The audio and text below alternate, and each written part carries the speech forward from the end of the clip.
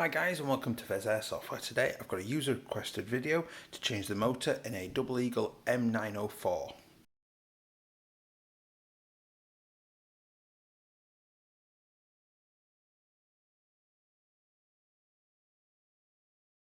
Hi guys and welcome back. If you do enjoy this video today or find it useful, please do consider liking or subscribing. You've been massively helping me out. So I've got a user request here to show how to change the motor in an M904.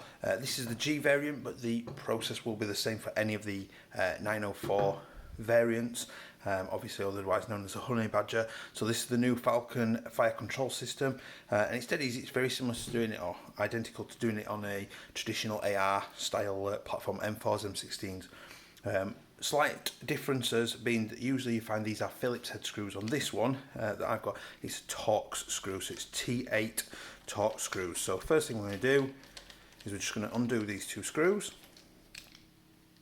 There goes one. Now it's worth keeping an eye on them because sometimes I've known my bit's rounded.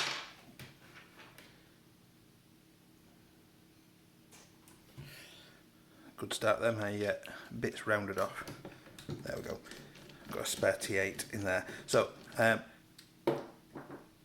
just be aware that the screws sometimes can be slightly different lengths, so it's worth just sort of keeping them in the correct orientation so you know one's come from the back, one's come from the front. Now I can say that they are actually slightly different lengths. The front screw was slightly longer than the back screw in here. So all I did there was I just put that into one of the grill vents there and I wiggled it about just to loosen it up because it was snugly in there. Now the beauty with this one is there's not a little plate on top of there like you get with like the cheap Seamer stuff. It's got a big adjustment screw, which if you're changing the motor you probably might need to do some motor adjustment. We'll discuss that in a minute. So next thing, you've got the red terminal at the back and the black terminal at the front, which is just a change from a traditional AEG. You usually have red at the front, so we're just going to lift that up. So just pulled those up and off the terminals there, and you can sort of loosely see there's some red paint on that terminal there, which makes it obviously the positive terminal, and that's the motor done and out. Now looking in there, hopefully you can see that clearly. The black wire comes out at the front and it goes around the outside at the bottom and then comes up the back of the pistol grip, and it does what traditionally the red wire does. The red wire usually comes up at the front, round to the back, up and round onto the red terminal. In this case they've reversed it, which is usually the first signifier that there's a MOSFET in there, because the red wire usually comes down the back, shortest path from the battery to the motor. So putting your motor back in then, ensure that the red wire is coming straight up and is pulled slightly off towards you. The black wire, make sure it's out of the way of getting in. Just manipulate that a little bit. So you should be able to see the motor hole down there. Make sure that the wire doesn't go in front of that, because you could end up obviously damaging your wire a little bit. Red terminal to the back. Drop that in. There should be plenty of adjustment like that because it's going in and out of the gearbox. We're then going to press the terminals on, so little spade connectors onto the little terminals. Now what I would say with that is, with this, is it's possibly worth, before you put your motor in, making sure that they sit on to the little spade connectors before you put it in, because otherwise it can be a little bit awkward to get those back in position. So those are both back on nice and snug.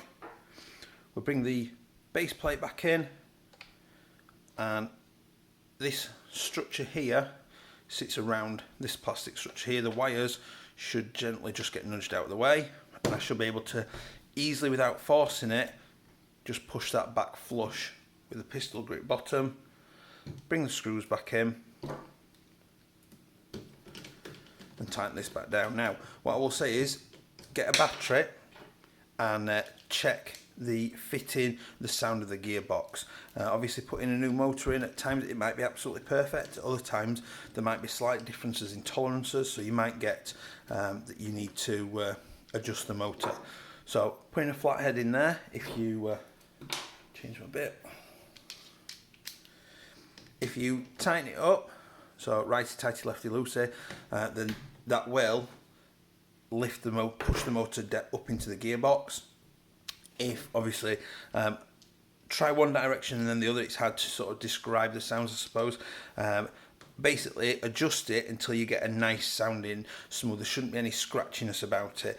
Even if after all the adjustment, if you still got like scratching sound, then it might be that your shimming was off to start with. So make sure that you check what the gearbox sounds like before you change the motor.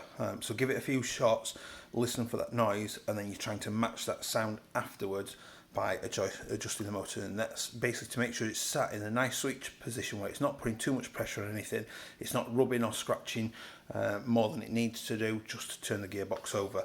And there should be like a sweet spot where you can hear that there's not like a scratchy squeakiness about it. So I hope that's been helpful. Please do make sure you like and subscribe, and I will see you next time. Bye.